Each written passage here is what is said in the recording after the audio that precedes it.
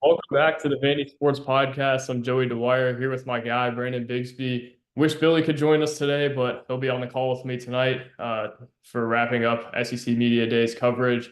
Brandon and I are going to talk some basketball, though. A lot of the topic of conversation has been Tyler Tanner this offseason. We're going to talk about Tanner. We're going to talk about Carris B and what he needs to do to crack the rotation, what his chances are.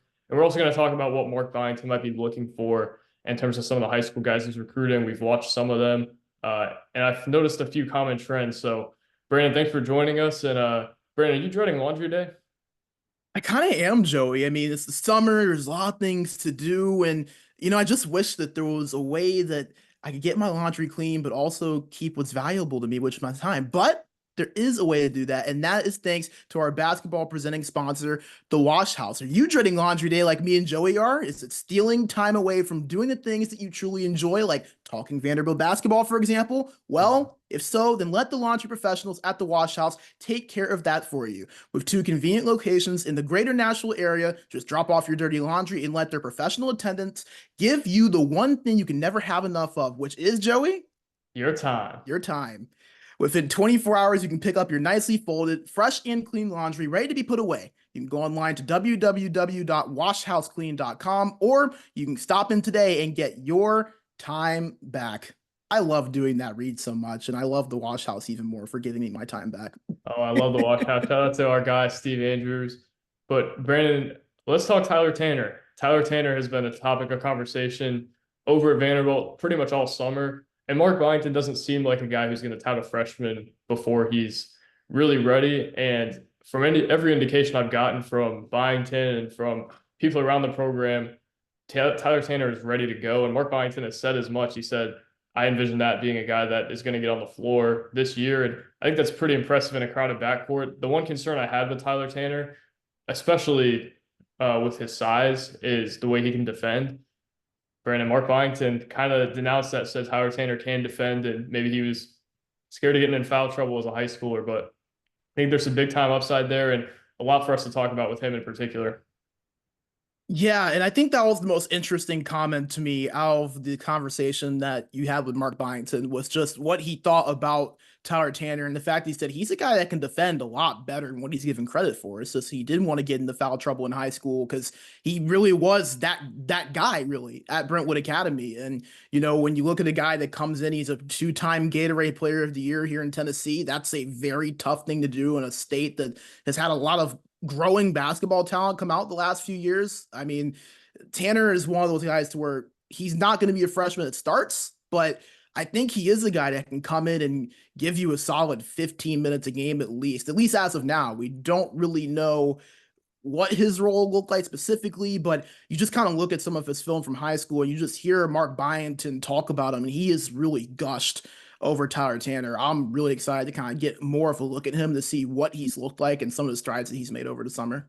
For sure. And I think a lot of it's apparent in the EYBL and Brentwood Academy tape. He was a little bit toned down in the EYBL as opposed to at BA, but in both sets of tape, the passing ability really stands out, Brandon. And Mark Byington's looking for guys who are going to make reads, who are going to be able to facilitate offense and think like a point guard.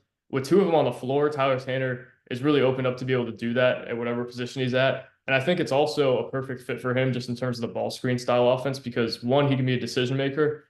But Brandon, I think a lot of people maybe don't even realize how good of a scorer Tyler Tanner is. He can really shoot it. The jumper maybe isn't quite as quick as a Jason Edwards is, but Tyler Tanner's footwork and everything that comes with it is really quick. He's a really good driver, can score at all three levels, can get his own shot, and can get shots for others. I mean, Brandon, I think this is if he can defend and he can facilitate offense without turning it over as a freshman. I don't know that there's a freshman that Vanderbilt has had in recent memory, at least in terms of the Stackhouse era, that is going to give you more than Tyler Tanner might give you this year. I think that there's one player that comes to mind for me that Tyler Tanner kind of reminds me a little bit of, and you'd have to go back to 2017, 2018. He kind of reminds me a little bit of Saban Lee in some ways. The athleticism, his ability to drive and attack.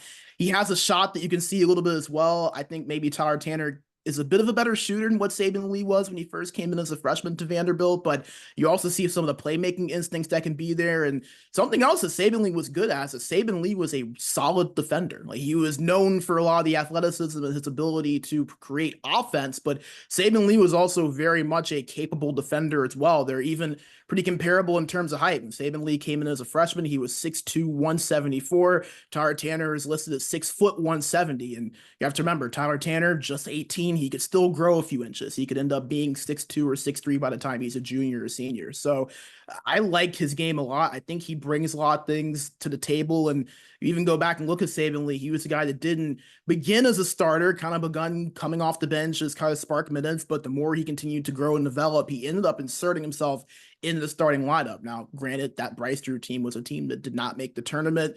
They had a point guard and Riley LaChance that was a senior at that time. So I think that the guard minutes are going to be much harder to come by than what they were for Lee when he was here. But I still think that Tyler Tanner could be a guy that sees similar minutes to maybe what we saw from Paul Lewis his freshman year. Comes in off the bench, gives you a nice spark, can do a few different things when a guy like Edwards or Hogard are needing to come out. So I think that those are kind of the comparables that I see for him. But I think that the ceiling for Tyler Tanner is really honestly through the roof. And you see some of that in his highlights. And again, the way Mark Byington has really gushed about him, it makes you even that much more excited to see what he can have in that competitive atmosphere. Yeah, I think Saban Lee is an interesting comp. I think he's a little bit obviously smaller than Saban Lee. I think his defense is quite at the level of Saban Lee, and maybe Saban Lee's a bit of a better shooter than Tanner was, but I don't think it's a terrible comparison. I don't know that we're saying he's going to be an NBA player or a Saban Lee level player at any point down the line, but I think you look at a lot of the skill set and it's kind of there.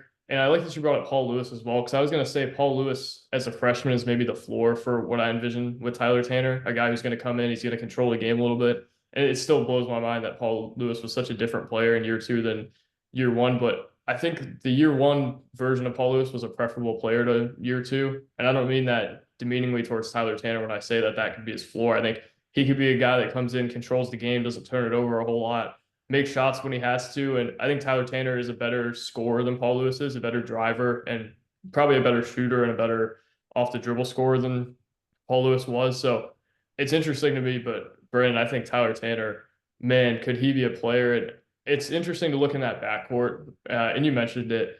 AJ Hogarth's going to start. Jason Edwards is going to start. There's probably your two. There's your 1 and 2, and Tyler Tanner is only going to play the 1 and 2 because of his height. So he's probably not going to start. Maybe he ends up getting some more minutes while Hogard is potentially suspended because of the Portsmouth. And we'll talk about that at some point down the line, but could be a couple of games for him. They have suspended guys in the past for playing in the Portsmouth as precedent, but I wonder in this new era if they've kind of thrown that off to the side. We'll see. It's not a guarantee, but the first couple of games could really be a chance for him to shine if that's the case. Just wanted to kind of note that, but I think the high school scoring potential and everything that's come with Tyler Tanner, the IQ, the creativeness off the bounce, the athleticism, I think the peskiness on the defensive end when he's really locked in can be something that they can utilize as well. So, Brandon, that guy's going to be a factor. Yeah, and I think that the reason it's so interesting is because there are so many guards and there's so many mouths to feed in terms of the rotation to where it's going to be interesting to see where guys like him and Bilal, the only two freshmen on the roster who are both fighting for those same minutes, end up fitting in. Because like you mentioned, you have Hogard, you have Edwards. Those two, I think, are pretty much locks to be in the starting rotation. As you said, we'll see what happens with Hogard in the first few games because of the whole Portsmouth thing. Who knows? That's kind of up in the air. We don't really know anything on that. We'll see what happens. But even outside those two, you still have MJ Collins. You still have Tyler Nickel who can slot in at the two. You still have a guy in Alex Hemingway, a guy that really can come in and has also been highly thought of from Mark Byington, a guy like Chris Mannion as well. So, there's a lot of players that are going to be eating up minutes. And then you also have a guy in Jordan Williams who is coming back from last year's team. How much he plays, he is a walk-on, we'll see, but he is experienced. We have seen him get in some minutes before. So there's going to be a dogfight for those guard minutes, and just kind of seeing where Tanner and Bilal fit in within that and where they kind of earn their keep is very, very fascinating to me because there are so many guys that do different things, have totally different play styles, have completely different levels of experience that are fighting for those same minutes outside of Edwards and Hogard. So I think that's going to be a really interesting factor to this too. Yeah, I think that's a real thing as well. And that makes it even more interesting to me what Mark Byington kind of proclaimed when I talked to him that Tanner was going to play. And I didn't ask him, is Tyler Tanner going to play? He brought that up kind of out of the blue when I asked him about Tanner as a whole. And I think a lot of where that stems from is the older guards trusting Tyler Tanner. Every sense I get is that that's a guy they like playing with. They know he's going to make the right play. They know he's a capable scorer and a guy that they can turn to. I think that's a big thing with especially older teams like this that are coming together for the first time. If you can trust a freshman, then that freshman probably is going to get on the court. You heard it a lot of times with Blake Wesley at Notre Dame, who became the first one and done in program history. The one thing you heard was the older guys trust him. They want him to have the ball in his hands. And I think it feels the same way for Tyler Tanner. I wonder how much that applies to Carris Bilal as well, because I think Carris Bilal is super talented, Brandon. I think Carris Bilal, I've seen him a few times in person, really quick, doesn't get enough credit for how quick and athletic he is. Can put it on the floor. And I think maybe his biggest blessing and curse is his shot making ability, because I think a lot of times he'll take bad ones. But I do think Mark Byington really likes Carris Bilal, and I think he envisions maybe a path to him being a player. Maybe not this year as much as Tanner, but I just envision Carris Bilal kind of running the ball screens, and if he can take better shots and he can create for himself the way he did in high school and defend at the level he did in high school, because I think his defense in high school is something that really stood out to me. He could be a player down the line for them as well. Have I heard that he's had as good of a summer as Tanner has? I have not. I think he's maybe been a little behind the curve, at least early on he was. But it is interesting to me, just thinking about it.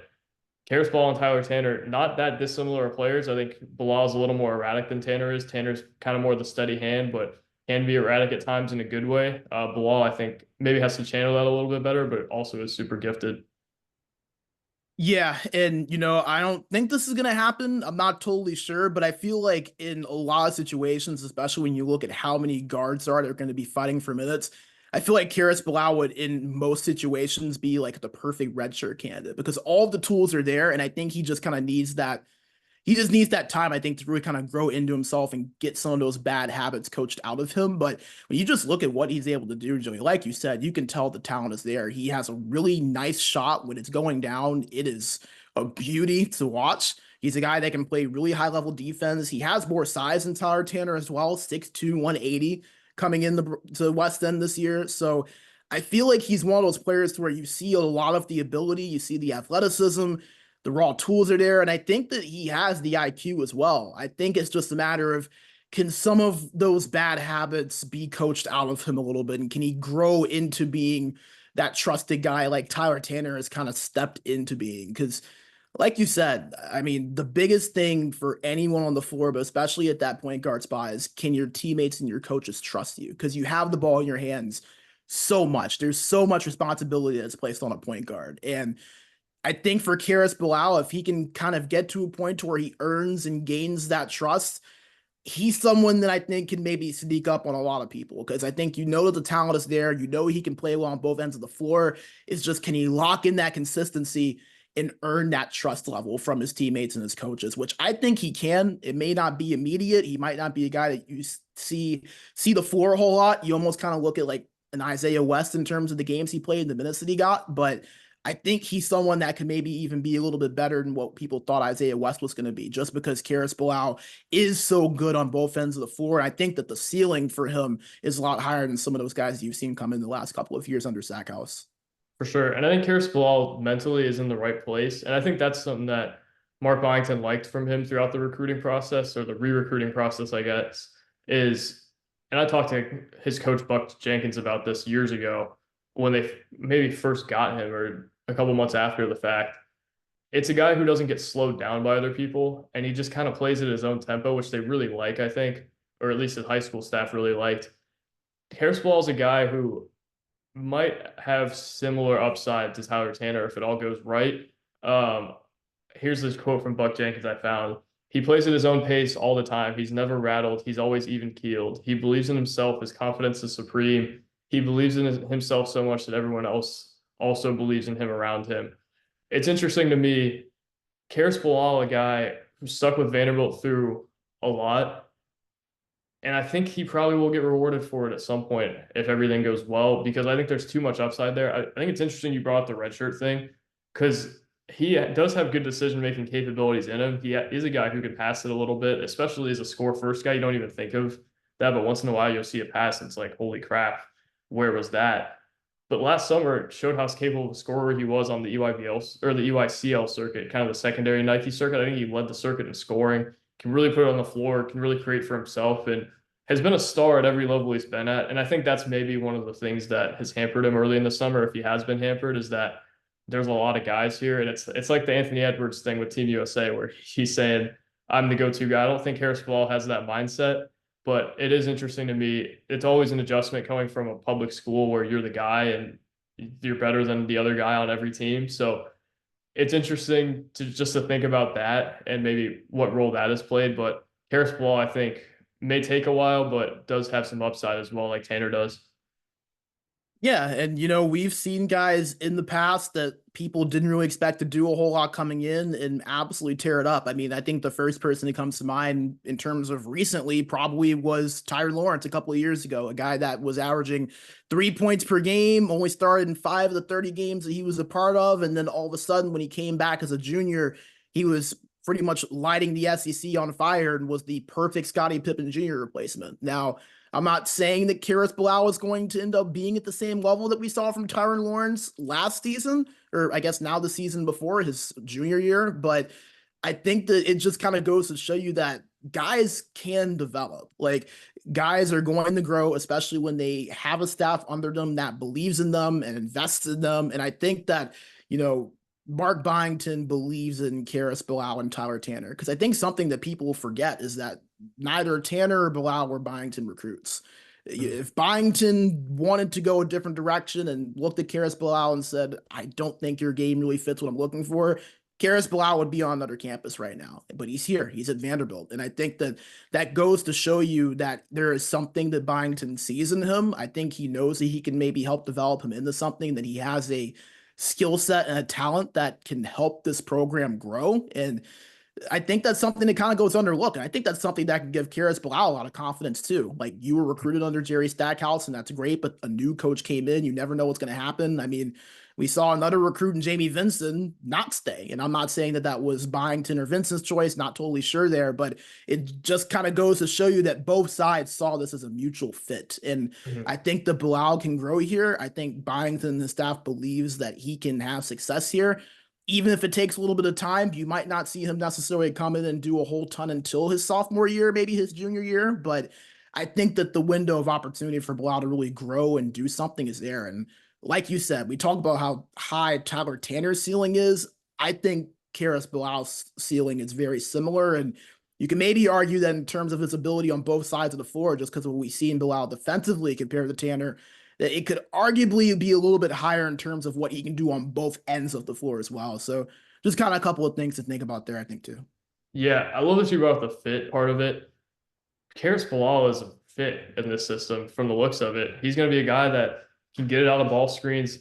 Brandon, if you draw up an up-tempo player, Carris Bilal is what comes to my mind. A guy who's going to get up and down. He's going to look to score. And if he wants to defend, which it seems like he did at the high school level, he played in a really aggressive defensive system. And Mark Byington has always talked about wanting to attack on that end.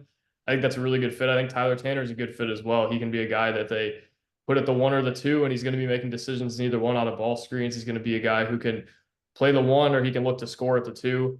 There's a lot there for both of them in terms of the fit that I really like. And I think both of them are about the right things. Just I've talked to both of them for I think years, especially Karis Bilal. And it just seems like both of them are about the right things and are looking to get better and aren't necessarily going to live and die by how many minutes they get. Obviously, it's going to be a challenge as a freshman, but I think especially if Karis Bilal is able to stick it out this year in a year that he might not play as much as Tanner's going to play, I think it could really pay benefits for him. And he loves Vanderbilt, Brandon. I've talked to Carris Ball since I think his junior year and never wavered. He was one of the earliest commits of the Stackhouse era. I think he committed after his sophomore year of high school.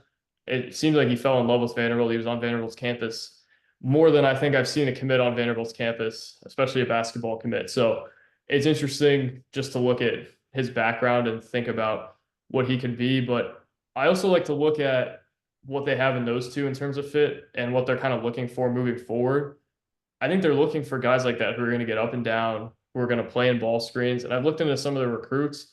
It's a lot of those type of guys, Brandon. If you look at some of the scouting videos, a lot of the things that jump out are guys who work out of ball screens, like Jonathan Sanderson and guys who get up and down. I think that's kind of the blueprint for the guards under Mark Byington.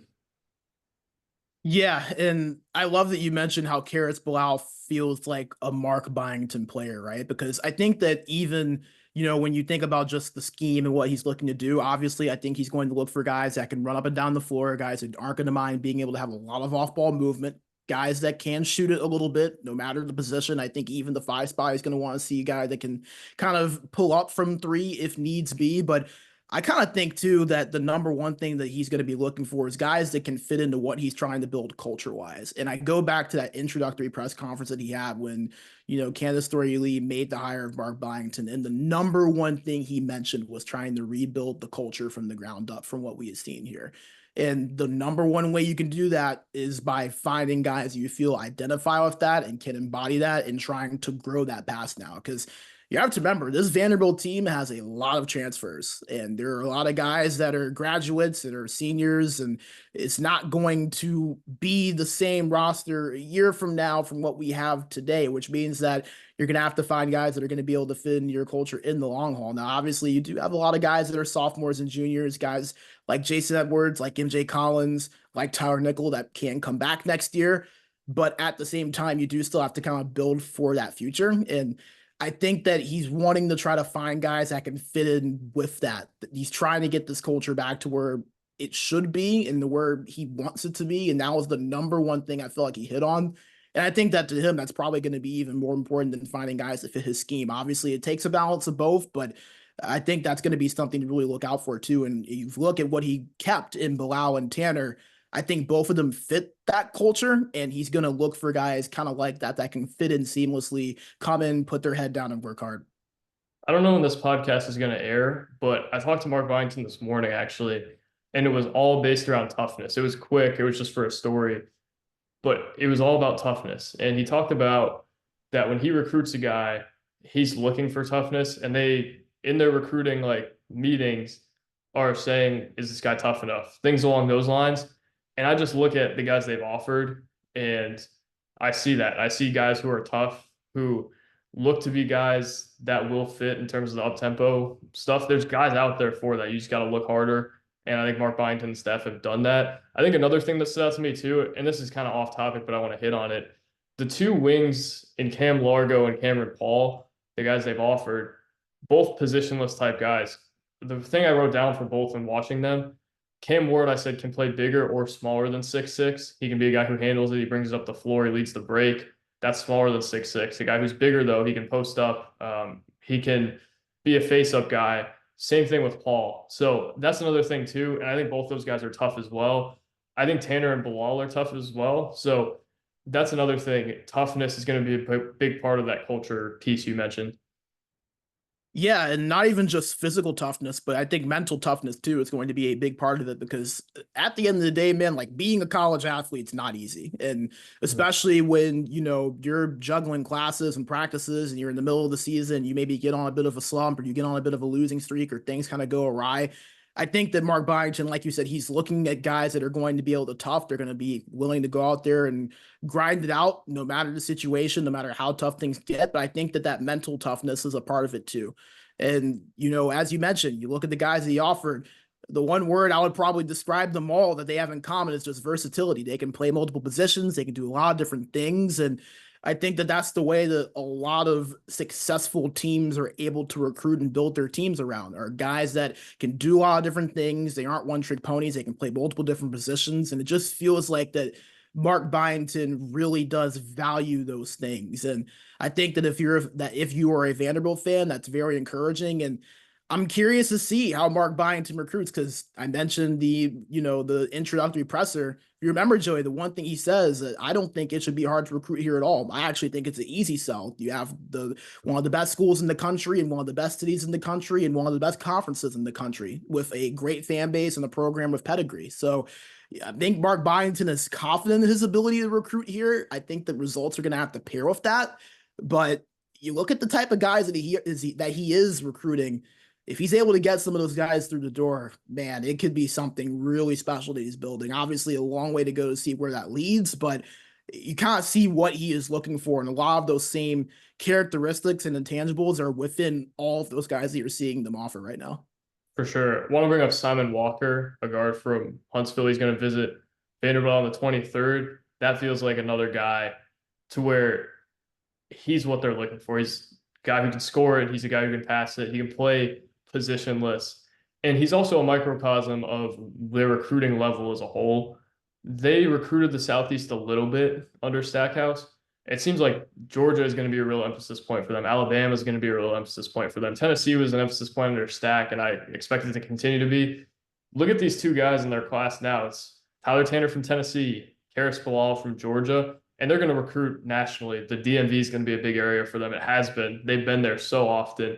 Rick Ray was in South Carolina this weekend at the Adidas event. So they're going to recruit nationally, but locking down the Southeast is going to be a big thing for them as well. And I don't know how I got to that point, but I just think that's something they've really wanted to hone in on is they want to recruit nationally. And Xavier Joyner even told me at one point his role is also including international recruiting. So they're going to be creative on how to get guys. And I just feel like they're recruiting at a much higher level than the previous staff did. They're recruiting out of a better pool. And I think they have the resources to be able to do that, maybe even more than the Stack staff did. They are recruiting pretty consistently top 50 to top 150 guys in rivals rankings.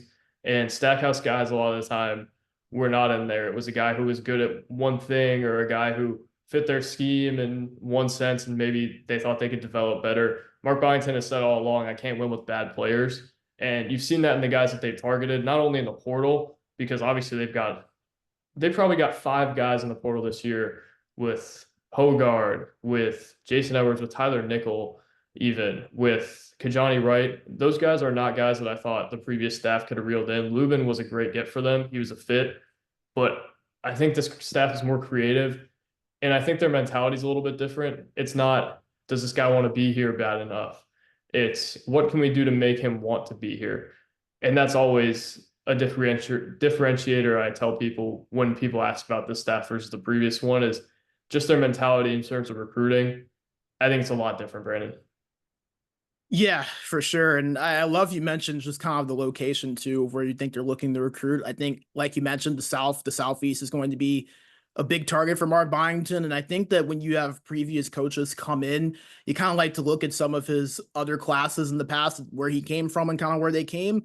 I mean, you look at JMU last year, a lot of Virginia, a lot of Georgia, a lot of North and South Carolina, a couple of Maryland guys in there. And obviously, for him, it was going to be a bit more of an emphasis to recruit in Virginia just because James Madison is in Harrisonburg, Virginia. But I think him being in Tennessee could also help because the pool of prospects here is growing every year. We're seeing more guys come out of Tennessee and a lot of guys come out of Nashville. I mean, you look at Tyler Tanner, a Nashville Brentwood Academy guy, stay, and Mark Byington was able to get him to stay. So I think that that's a good example of that. And you mentioned the international recruits too, which is something that we're seeing a lot of programs start to invest in more and more every single year. You know, I think a couple of the teams that really come to mind first was Arizona last year, had 6 or 7 international guys. UCLA had 4 or 5 international guys. We're seeing more players come from overseas to play college basketball just because the opportunity for them to come over here and develop is a lot greater typically for them than to stay overseas and play professionally, to where they really have to scratch and claw for minutes. And you're 17, 18 years old trying to get seen by NBA scouts and trying to develop, and you just aren't getting that game time. I think that would be something very interesting to see. And that's not really something that we've seen a whole lot from Vanderbilt team over the last few tenures, is them try to go for some of those overseas guys. So I think that just seeing the staff be open-minded about where they recruit and how they recruit, and just the way that, like you said, you flip the mentality of, okay, who wants to be here? Flipping that to instead, okay, how can I make guys want to be a part of this? And I think that that's going to be the mind shift change that really does help this program in recruiting, because it's easier to find guys that want to be here, and you want guys that want to be here, obviously, but you're going to be more successful saying, okay, how can we make Vanderbilt an attractive destination to where we have guys wanting to be here? Not, oh, we just want the guys that want to be here. How can I attract those guys that want to be here, to maybe just don't know a lot about Vanderbilt and know about the history and the lineage of this program? And I think that Mark Byington is very invested in that. And that was something that you kind of heard him key in a lot too in that opening presser. So seeing his recruiting over the first year or two is going to be very, very interesting, especially in terms from a talent evaluation standpoint and just how these first couple of freshmen develop as well, which is why I think it was so cool that we kind of got to talk about both that as well as what we saw from Bilal and Tanner here coming into the season. 100%. And I think something worth mentioning too, obviously the workload is much different for the staff in terms of recruiting. The mentality is much different. But also, I think the facilities and the resources they're provided with are much different as well. And I think that's going to be a big thing. Stackhouse often talked about how they had to do things a different way because of NIL in the portal. I don't think Vanderbilt is necessarily in that boat as much as they were last year. Obviously, they're going to still have the portal restrictions, the credit restrictions, things along those lines. They're not at a disadvantage in terms of the practice facility, though. That's supposed to be one of the best in the league. They're not at a huge disadvantage in terms of NIL. I feel like Mark Byington had what he needed throughout a lot of the spring to get the roster that he had. I don't know if they really got outbid a whole lot. I feel like when they saw a guy that they wanted, they were able to do what they had to do to get him. And that's a huge differentiator for me because obviously there's a lot of criticisms of Stack on the recruiting trail. One of them has to go on the administration, though, because I don't know if they did enough to help him at times. Obviously, he could have done a lot more, but also you just look at the administration and what they did, and I don't know if it was quite enough. It feels like they kind of turned a new leaf there. And Brandon, go quick because we only got a few more minutes, but just feels like they've turned a new leaf in a sense. Yeah, I definitely agree. And I think that that's what this entire tenure is going to be about for Vanderbilt as a program is really turning a new leaf. I mean, you went from Bryce Drew, who was an elite level recruiter to and a guy that didn't really develop well and wasn't really the best coach in game to a guy in Stackhouse that was heralded at times for his ability to draw plays, but had questionable rotations, was not necessarily ever amazing on the side of recruiting. A lot of the guys that his staff invested in just didn't really pan out, I think, the way they were hoping. I mean, you go back, look at a guy like Shane Dezzoni, a guy like Noah Shelby. Lee Dort didn't really develop as much as first year. Stack even said himself that last year they were really relying on him a lot. And obviously a lot of things happened that contributed to that not really panning out. But as you mentioned, it takes a lot of factors, I think, for recruiting to fail. I think that goes beyond just Stackhouse. I do kind of question maybe some of the talent evaluating and their process and the way they were trying to get guys in the building. But I think that also Vanderbilt overall didn't really give them the resources necessary to compete with some of these bigger programs as well that were really dumping and investing in the recruiting. So I think that both of those are issues that'll be fixed with Byington and just the commitment into giving him those resources. It's going to be interesting. I think that recruiting going to be one of the more interesting thing to watch because there is that kind of phasing from the old guard to the new guard. And I think that the program and the people investing in the program are trying to make that transition as well. Yeah, it's all encompassing. I think their talent evaluation was really poor the last few years under Stackhouse. Ezra Mannion was a great hit. Liam Robbins was a great hit. Jordan Wright, I think them sticking with his development the way they did was a great hit. Tyron Lawrence obviously developed a lot. I think their evaluation was really poor at times, though. And I think that's going to be a huge thing for the staff because they're going to have the resources to do it. They're going to have the workload to do it. It's just a matter of whether they get the right guys in and if they're willing to evaluate and be honest with guys. And I think they were early on when Mark Byington kind of talked to some guys from the previous roster that those guys weren't good enough to play at Vanderbilt. So I think their evaluation is certainly better. How much better, I think, is going to be a huge thing for them. But the mentality changing the way it does is a big thing. And I think that starts with the two new guys. Those were fine evals by Stack. Tanner kind of fell into their lap, I thought, with him being a Vanderbilt fan growing up. But it's going to be interesting. Mark Byington really put an emphasis on those guys, especially Tanner, saying that he wanted to coach him early on. He was the first guy I think he reached out to. So, Brandon, a lot to get here, and we'll get more throughout the year. But I think the philosophy is a lot better, and I think the freshmen probably gonna at least one of them gonna make an impact this year on an older team. Yeah, I think fans can be pretty excited about the direction that in terms of really growing talent is. And I know that recruiting freshmen isn't necessarily as do or die as it was 5 to 10 years ago of the way the transfer portal has really revolutionized things, but you still have to have a good lifeline of freshmen, a good lifeline in recruiting show. You have to have those young guys that you're able to build around. And again, I mean, and I think this is one thing that Stackhouse in this tenure was a little bit underrated is it's not that he didn't develop. It's just that they weren't able to get guys in the building that really were going to be able to be difference makers a lot of the time. And he hit there, here and there, but I feel like the misses were a lot more consistent than the hits. And that was really what I think cost him at the end of the day. And you saw that with the way that the talent was, I feel like the last season. So if Mark Byington and the staff can evaluate that talent, search them out, get them in the building, I have no questions that they'll be able to develop them. I think the question is, can they do it on a consistent level, and can they do it compared to a lot of these SEC guys and a lot of the competition that they're going to have on the recruiting trail as well, especially since it seems like the resources behind that recruiting are going to be much higher than what they were really over the last few years. For sure. And the national perception around Byington's a lot better as well. But Brandon, we're almost out of time. Thank you for coming on today. And thanks to everybody for listening. We'll talk Vandy Hoops again soon. God bless. Peace.